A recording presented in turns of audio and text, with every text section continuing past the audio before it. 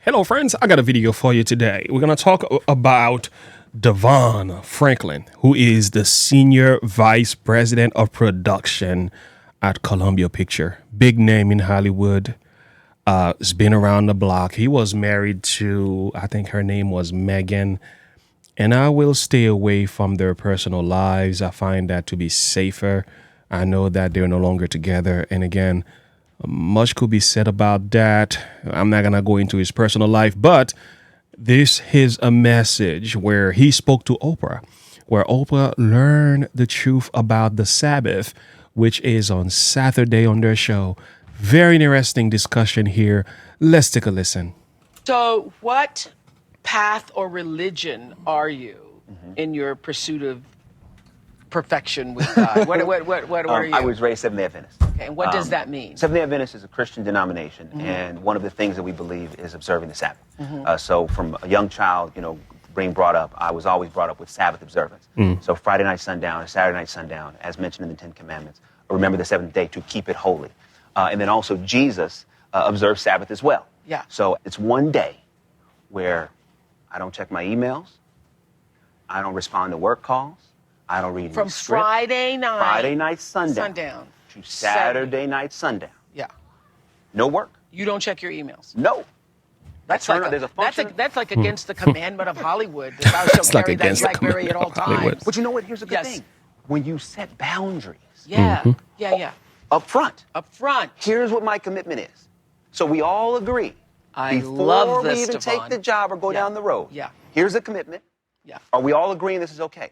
So then all I have to do is just make sure I keep the commitment. Yeah. Because the moment I break it Yes. is the moment they realize, oh, well, he wasn't that serious. But for me, Sabbath is a time to recharge. It's a time to rest. It's a time to spend time with my family. It's a time to spiritually reconnect. Yeah. It's incredible. What is interesting is that you allow your faith, Yeah. your belief in God to be at the forefront of who you are in a place where most of us, and you even say in the book, I remember when I said to my father, I was like 13, 14, Dad, I'm going to be an actress. No daughter of mine is going to be going out to Sodom and Gomorrah. Oh, boy. Sodom and You Gomorrah. know the line. Sodom Yes. and Gomorrah. Sodom and Gomorrah. Yeah, right. So you're living in what a lot of certainly traditional Christian people see Hollywood as the land of everything but following the path of your faith. How do you make it out there? Well, you make it by being true to yourself. And Like literally for your first job. I mean, I'm sorry to interrupt. it's okay. For your first job, working as an intern with Yes. Will Smith, Yes. you say to them, Yeah. look, I have to have the Sabbath Yes. off, Yes. which may I just confess that I learned in my first meeting with DeVon. All these years I thought the Sabbath was Sunday. I've been going to church. We say worship on the Sabbath, worship on the Sabbath in the Baptist church. And you corrected me. You said, no, Sunday is the first day of the week. Sabbath is Friday sundown to Saturday sundown. That's right. I stand corrected. Amen. So you go to your first job Yeah. with Will Smith Yes. and say, look, I'm really excited to be here, but But- I have to have Friday. Friday night sundown, Saturday night sundown off. And what happened was Weren't you scared to say that? Yeah, I was scared. It wasn't Like intentional. it wasn't intentional. It wasn't intentional, but I'm there in the interview. Yes. And God starts to literally, it feels like he's speaking to me, because everything goes great. I feel like, okay, yeah, I got this in the bag. You know how you just go in and you land, I hey, did it's all that. good. But at the end of the interview, it was like God was saying, tell her about the Sabbath. And I'm like, no, I'll tell her after I get the internship. After I get the After job, I get what I want. I'll tell them. Right. Yeah. But he said, no, be obedient. And so I said, man, all right, well, here's the thing. I can't take this internship if I have to work Friday night sundown or Saturday night sundown because I observe the Sabbath. And she was quiet. And then after a moment, she said, don't worry, work around that. And I said, hallelujah. And what it did was Wow. it gave me confidence that if I embrace who I am, Wow. it will open doors, not shut them. Also, That's really big. Hold that a moment. Pause. Tweet. Okay, good. Go ahead. but also thinking about doors, right? Yeah. If your faith won't fit in the door that opens, Yeah. then I argue do not walk through that door. The door that God has Whoa, opened boy, that's for a you moment. will fit your faith. That's such a tweet. I have to take a break. All right. This is the interview. I mean, in this one, Oprah Winfrey learned a number of things. She didn't know the seventh day Sabbath is not Sunday. She found out it was the Sabbath on Saturday. And also, from the time of this video, again, I do not know so much everything that there is to know about DeVon Franklin or where he is. And again, I will not go into his personal life. He stood on his conviction. And the reason I'm sharing this video is because there's been a number of things. The first thing I want to argue in favor of DeVon here, because there is this notion in Christianity, right? If anybody is in Hollywood of any sort, if anybody is part of anything that is in a culture or in the world, they automatically classify that person as either an apostate or a hypocrite or a non-Christian. I will say that notion is incorrect. I think there was a time I held a similar view, but the reason that is not correct is because of what Jesus says. Jesus himself put this text together, right? And he quotes. Jesus says in Matthew 5, he speaks about how the Christian ought to be the light of the world. Let me ask you a question. Where do you shine light? Where lights already are, or you shine light where darkness is? So if you say a Christian cannot go to Hollywood or be part of that system, I question why we're saying that, because yeah, the system, there's a lot of stuff there that I definitely have an issue with, but who's going to communicate the light of the gospel to them if God cannot put a Christian next to them? I don't agree with that either. So maybe you can say the person became a Christian while working at Hollywood. Most people will not come to Jesus without a friendship, without a relationship with a person who is a Christian. Very few people just wake up and have a dreams and become Christian. So I would say an argument for DeVon Franklin, for many of those who criticize DeVon for being part of Hollywood, I don't think it's a fair argument, because God is using him right where he is. And he might not be that holy and pious and sinless man, as some of us will assert, but at least pray for the man, give him the benefit of the doubt. Let's hope that God uses him. Rich people listen to rich people. Hollywood stars and movie stars will listen to people that are in that field. There might be a lot the Lord can do with him and for him and through him in that environment. I'll say it's best you pray and leave the results with God. And this is not to say you should go in Hollywood and do whatever these things are. I feel like a lot of people who go in there, they just lose themselves. You don't have a strong relationship with the Lord, this is not the place for you. And if you do and you know your calling, well, you should know whether or not God is calling you in this region or not. And again, there was a Daniel in Babylon. Daniel had a significant role to play. Yeah, somebody will say he was brought there not by choice. He was brought there because he was a slave. I get it. Nevertheless, God still had a Daniel in Babylon, right? There was an Esther in Babylon. So oftentimes God will put his people in very strange and difficult circumstances, or even environments that they themselves will not have chosen, so that the light of the truth and the gospel could spread. So I will say, remember that children of God are the light of the world. Just pray that the Lord will use them wherever they are. The second question is whether or not, regarding the 7-day Sabbath, I'm going to pull a document here that I have. All right. Let me share this argument. Let me share this document with you where it speaks about the Sabbath in a sense that I hope it will make sense to some of you. Because I've read your comments. I've listened to some of you that are talking against the 7th day Sabbath. And for many of you, I realize one thing, though, and that's why I have to sympathize. I realize one thing. Some of you don't understand what God intended to do with the Sabbath. You know, all the argument for Sunday keeping is being refuted. You can try to use scriptures all you want, or historical accounts of any sorts. It's been refuted that Sunday is not the Sabbath. It never was, never will be. The resurrection is not an argument for Sunday keeping. The biblical Sabbath is on Saturday. People know that. DeVon knows that. Oprah knows that. And many others around the world. There are hundreds, over 565 different faith communities that are keeping Sabbath, by the way, on Saturday.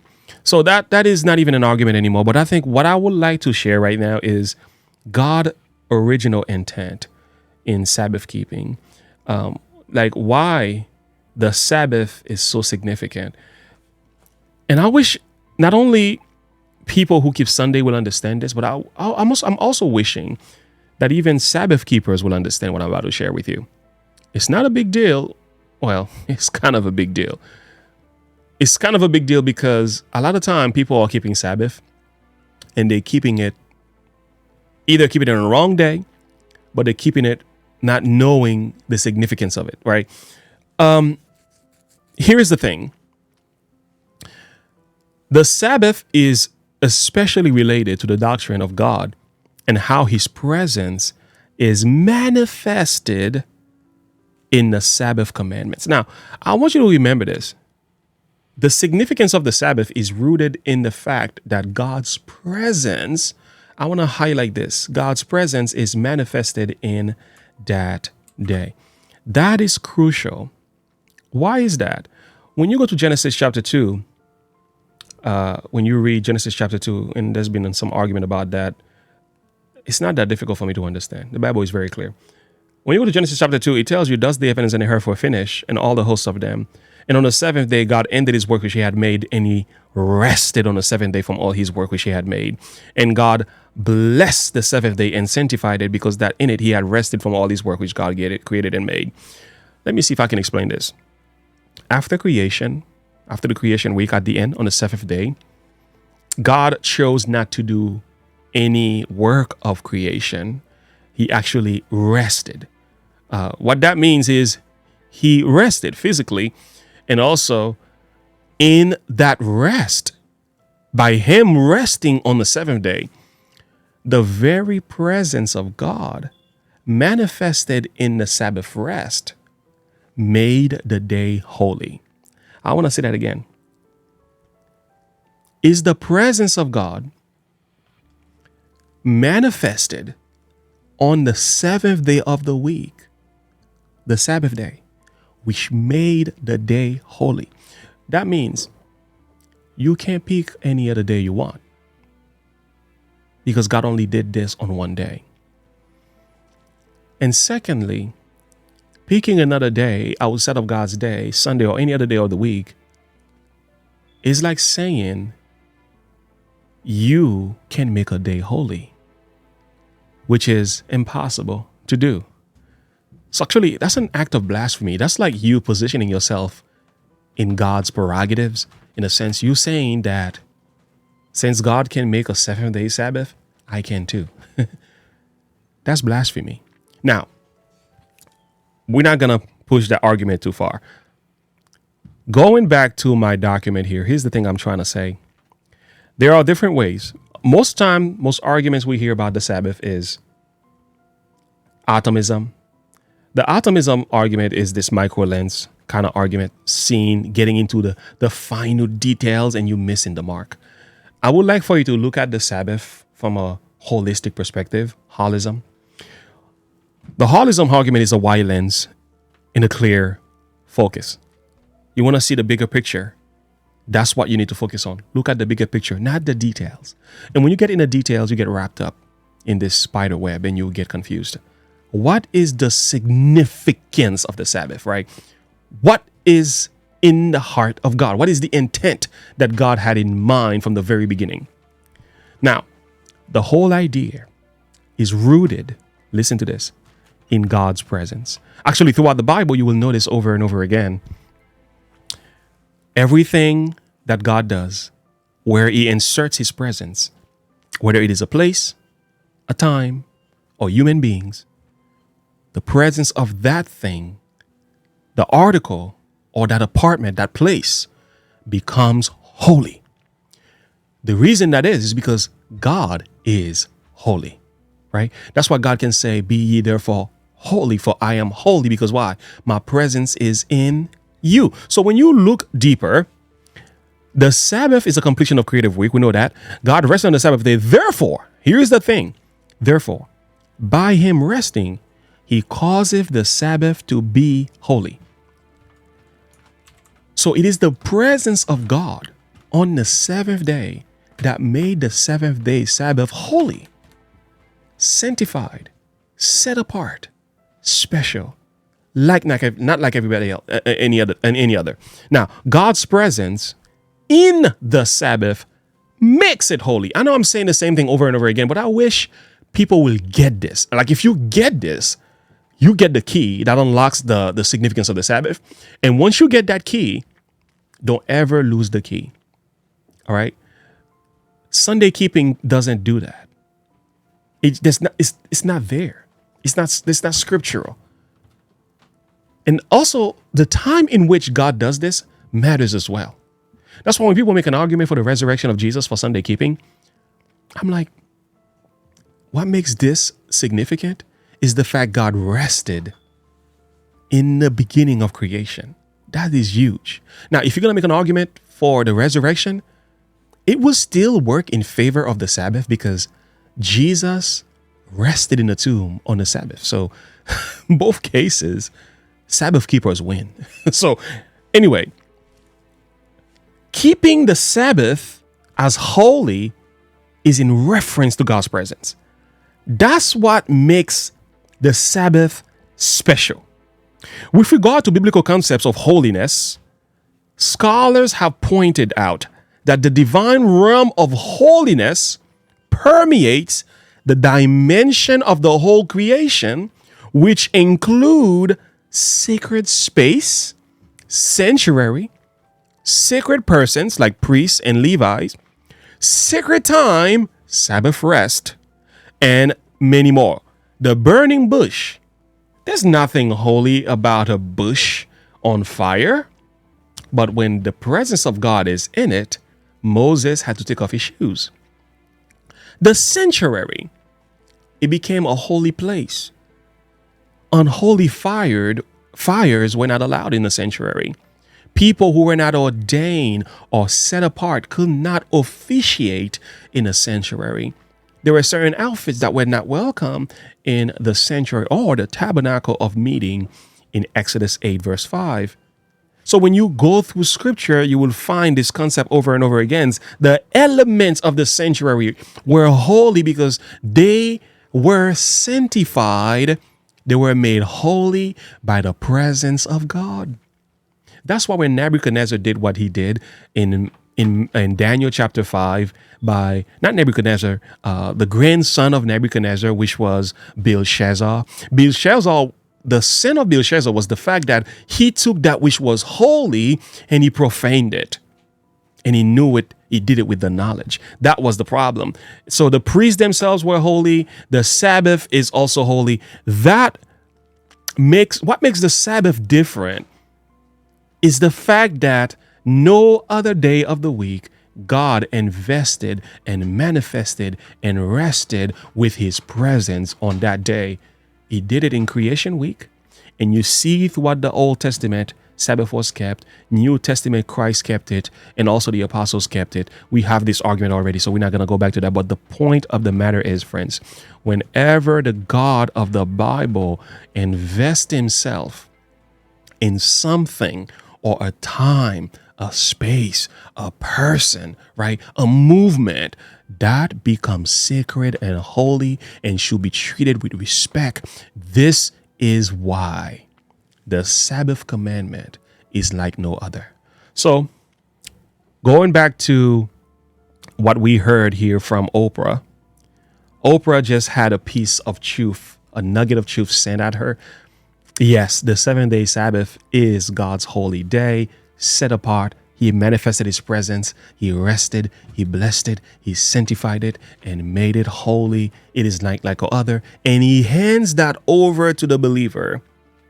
He hands that to everyone who believes in Jesus and say, keep it that way. Remember the Sabbath day to keep it holy. Friends, it is a blessing. I'm telling you, my family, we are blessed because of the 7-day Sabbath. Now, we are blessed for many things, but one thing in particular is the seventh day Sabbath is a blessing to the home. And I'm learning more and more how to keep it holy, friends. I'm not telling you I've already arrived. I'm not saying that. I'm not saying I'm holier than thou. What I'm saying is that on the seventh day, God did something special on that day that he did not do in any other day of the week. And that sets that day apart from all others. And he commands his creation, remember the Sabbath day to keep it holy. 6 days shalt thou labor and do all your work. But on the seventh day is the Sabbath of the Lord your God. Like DeVon was saying, friends, there's some things you just don't do. The do's and the don'ts we can talk about. But why are the do's and the don'ts significant? Is because of the presence of God. Right? So what we do, what we don't do, that's another discussion. And if you want to know how to keep the Sabbath day holy, let me know. I'll make a video explaining that. Just ask me below. I'll share some things with you that we do and some things that we don't do. And we keeping the day holy can only be done on the seventh day because there's only one day that is holy. There's only one day God manifested his glory. Only one day where the presence of God has been invested. You cannot do this on any other day. And keeping the day holy blessings will come down for all those who do obey and listen. Read Isaiah 58, verses 18 downward. God tells you that. Thank you for listening, though. Like and subscribe to the page. If you happen to be new, click the bell icon for more. If you enjoyed this video, put your argument below, your agreements, disagreement below. We can have the conversation. I welcome that as well. Have a good one. Bye.